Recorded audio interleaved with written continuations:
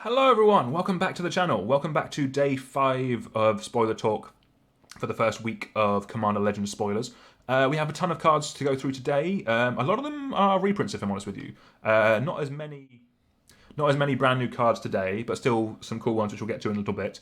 Some cool reprints which we'll go to in a bit more later on. I do have some reprints I just want to highlight quite early in the video. But I think the obvious place to start is with something that everyone's talking about, Jeweled Lotus. I made a video on it yesterday, just on this card, because it was kind of felt like it needed a conversation. Link for that is down below. Go check that out if you want to see my opinions on it.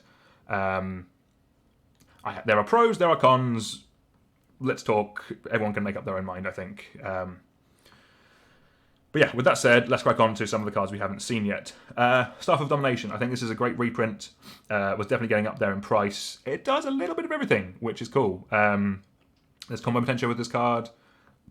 It goes in a ton of decks. I think the biggest problem with it was getting access to it, and this reprint should hopefully help with that. Another card which went up there in price. There was a fair few amount of decks recently, specifically Eureka, which really care about top of the library matters.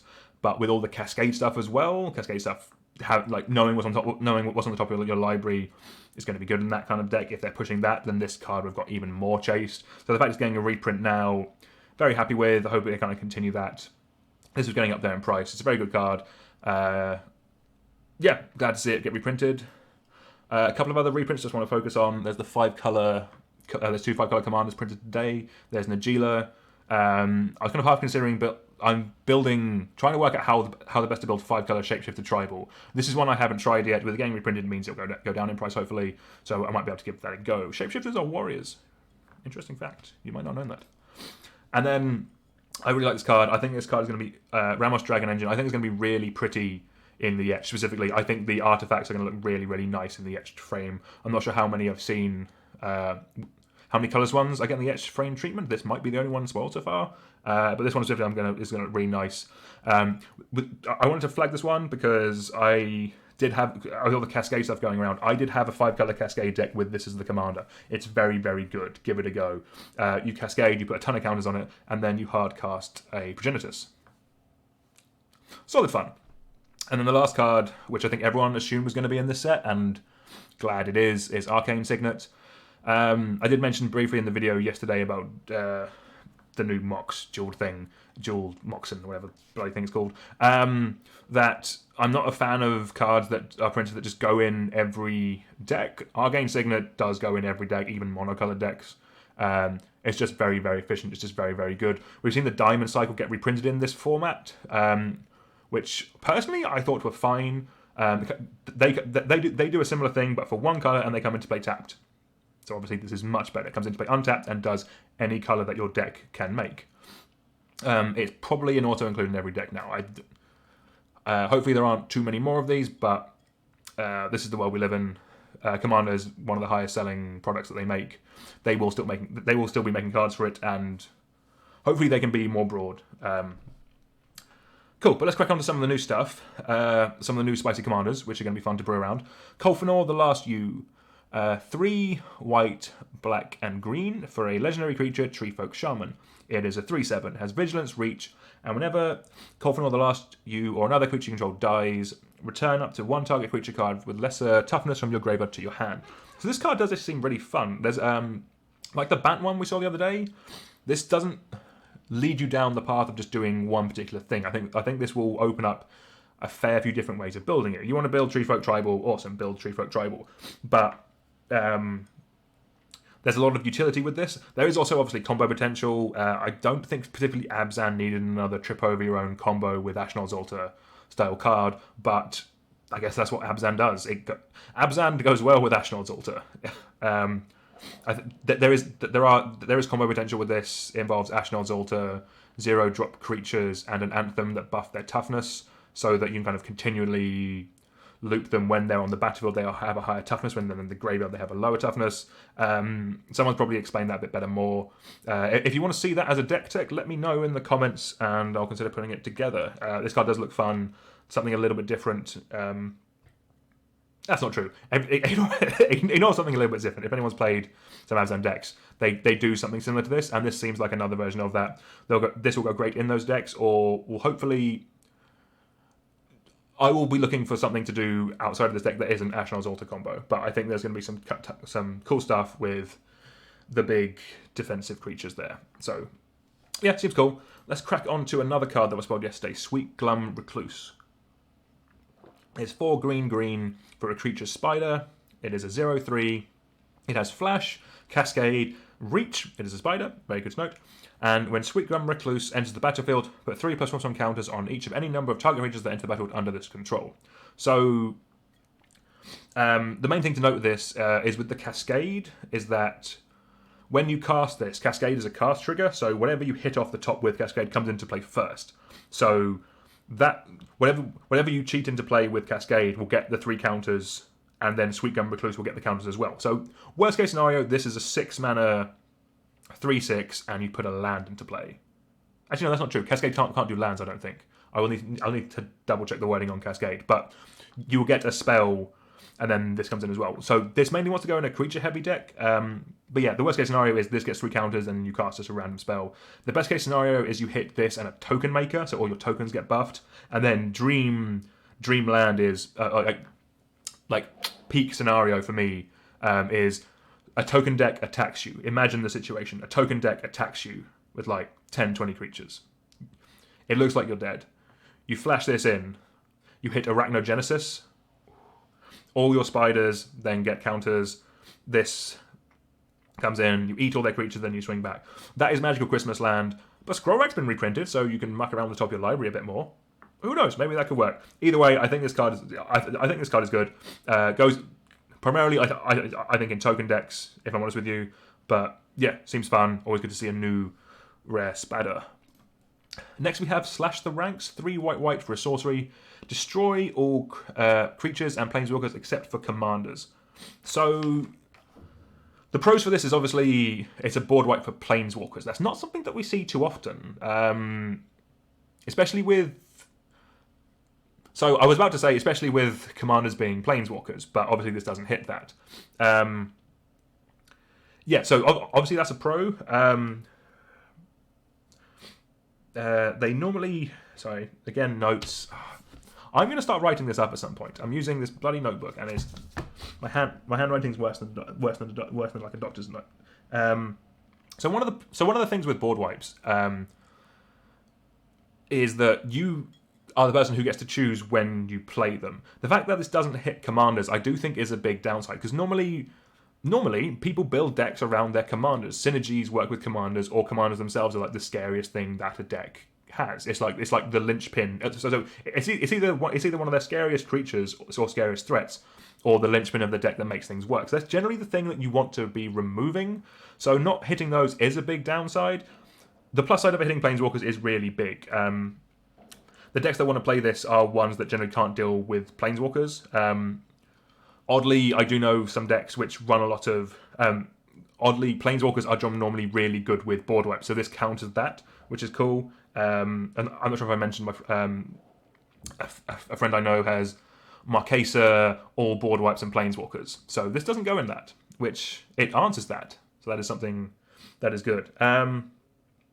This is going to be really good in Limited, if I'm honest with you. And also as well, I think why it has the except for commanders part is they wanted to print a board wipe in Limited, but they didn't want the massive feel bads of just everything goes. So this will keep the Limited format in check, and means that people won't get pissed off when there is a board wipe. Board wipes do have to happen every now and then, clears up the board. But yeah, I'm willing to give this a go. I will definitely try this out. I think if there's a lot of planeswalkers running around in your meta, if someone has that Attracts a Super Friends deck, maybe you bring this in. But let's crack on to Tuia Bearclaw.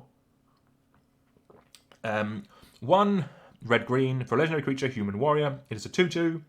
When it attacks, Tuia gets +X until an eternal X is the greatest power among other creatures you control. I think in Limited, this is perfectly fine. It seems pretty serviceable. In the grand scheme of things, in the wider world, I don't think this is going to see a lot of play, mainly because Xenagos already exists, and that's just it's slightly different, but better, if I'm honest with you. If this had partner, then I would be quite interested because I think you can team up with another effect. But it seems they definitely don't want to be printing dual-coloured partners in this set. They're sticking very much to the mono-coloured ones. But yeah, play it in limited outside. If you want to play it, cool, you do you. Now this is something as a Sultai player I am very interested in, mainly because it's a Sultai legendary. It's Arcelos Lagoon Mystic, 1 black, green, blue for a legendary creature, Turtle Shaman. It is a 2/4. As long as Arcelos Lagoon Mystic is tapped, other permanents enter the battlefield tapped. As long as Arcelos is untapped, other permanents enter the battlefield untapped. So this is another Sultai commander I need to build. I think I'm up to 6 or 7 now, so we need to get there. We need to get through all of them. The obvious thing with this is that I think this is actually going to be a really good budget deck to build, because all those lands which you generally don't want to be playing come into play untapped, like the gates, like the bounce lands are really good in this. The bounce lands that come in, they bounce a land to your hand, and then you play this for 2 mana. This could actually be a relatively decent Sultai landfall deck.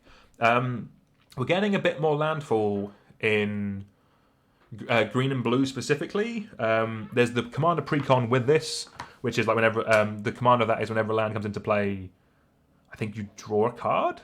And there's Tatiova as well, I want to say. The one from Dominaria. Both of those go great in this deck.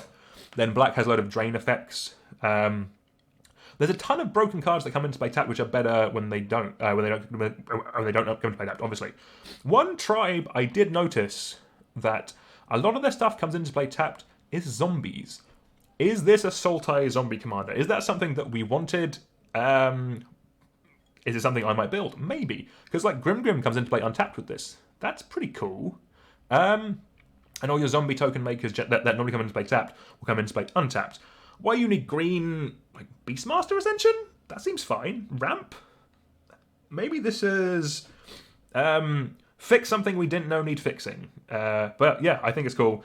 And I'm going to mention this because people will build it this way, is obviously this is kind of done with stuff like Winter Orb, Stasis, and Opposition. This could also be a stacks commander. I like the fact that we've seen Arcelos and we've seen Kolfanor, and then there was the Bant one a couple of days ago. That the rare legendary cycle have flexibility. They do a thing, but you can apply that to multiple decks, and I really like that. I think that's a good way of putting the rare legendaries, the rare multicolor legendaries in this set. That's great for me. You can go niche with the partner ones. You can go niche with the mythics, but I like the way they're doing that. I think it's cool. I will play this weird Turtle Boy. There will be when is the first Kung Fu Panda altar? Maybe I should get that. Okay, now we're going down to some staples of the limited format. 4 from Favor, 2 in a blue. Enchantment Aura, enchant creature. When Fall of Favor enters the battlefield,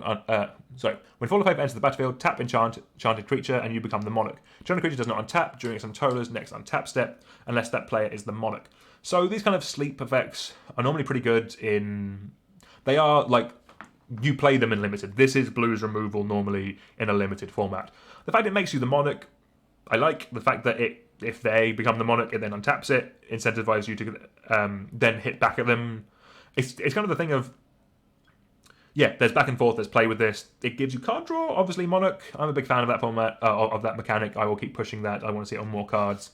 I like this card. I will play this card. You should play this card in Limited if you play it. Cool, cracking on to some more pawns of Limited. We have Kinsbale Courier. 2 in a blue for a 2/1 creature, Kithkin Soldier. When Kithbale's Courier enters the battlefield, +1 counter on target creature, and it has Encore. So this seems like a perfectly fine, perfectly serviceable common, if I'm honest with you. Counters seems to be supported, like go wide token seem to be supported. This will go great in that deck, like in Selesnya specifically, with the go wide. You play this out early, it dies. You'll find, I think you'll find trading this off. Hopefully you can trade up hopefully you can trade this 2/3 for another 3-drop with like 2 toughness, something like that. Then later, once you have a bit of a board state, 3 mana, bring it back, get 3 of them, and then go wide and that kind of stuff. I'm just checking actually. So Encore does make token does make tokens, which is very important because there's actually, this isn't a card I've highlighted, but it's one print on the big page. Intangible Virtue has been reprinted. 1 white for an enchantment. Creatures you control, creature tokens specifically, you control get +1 and vigilance. That's going to be really good with Encore. That seems like a good combination, so definitely think about that when you're building the green-white token deck. So the last card to mention specifically is Anointer of Valor. 5 white for a creature angel, which is a 3/5 flyer. When a creature enters the battle, when a creature you control attacks, you may pay 3. When you do, put some counter on that creature. This is nothing spectacular. I probably should have highlighted Intangible Virtue over this, but I refreshed that just before we went live and didn't see it. This card is fine. Mana sinks are normally fine in multiplayer games. This is okay. You'll know if you want this type of effect in your limited deck. If you do, play it. If you don't. This won't get much play outside of that. So let's just go back to this view. A few other spoilers to just, or a few other reprints just to go over. We have the Vowel Cycle. I'm not surprised they reprinted these. I'm not a massive fan of these in normal Commander. There's like a 5-color. What's the Chroma mashup creature that kind of wants to play this type of thing? Notably, there are some. There's the Radkos commander that cares about things that your opponents own. The red one will go great in that. The black one as well. We haven't seen that, but they will do the whole cycle. Let's be honest. These are normally fun. Like in limited, these will be fine. If you like playing like the Aura or Curse deck, then stick them in a deck outside of like. I don't think these go in much outside of Enchantress, if I'm completely honest with you, or like a Force Combat deck maybe. We have Rings of Bright Hearth that needed a reprint. We needed more things that combo with Basalt Monolith. I'm pretty sure that does that. Yeah, I'm pretty sure that does that. Thrasios, Brago, Return to Dust, all fine reprints. Command Beacon, I think that's still a rare. Fine with that. If it was upshifted, then obviously I'm furious, as my want video mentioned. I'm not furious. It is all fine in the grand scheme of things. And I think that is everything for... Oh, Mole Drifter. We'll mention Mole Drifter quickly. Good to see it. It's a good card. Great in Flyers deck. There'll be just like a ramp value deck. That will go in that as well. Lovely. All right, thank you very much, everyone. That was week 1 of Spoiler Talk. I think it's gone pretty well. Thank you all for your support. It is greatly appreciated. Like, share, subscribe, all that good stuff. We have another video coming tomorrow, like a proper... edited, crafted video. It's a deck tech based on 2 commanders we've seen from the set. 2 that I don't think a lot of people are talking about, but I think from building the deck in Tapped Out, I think it's a ton of fun. It's definitely something I'm looking at building in real life.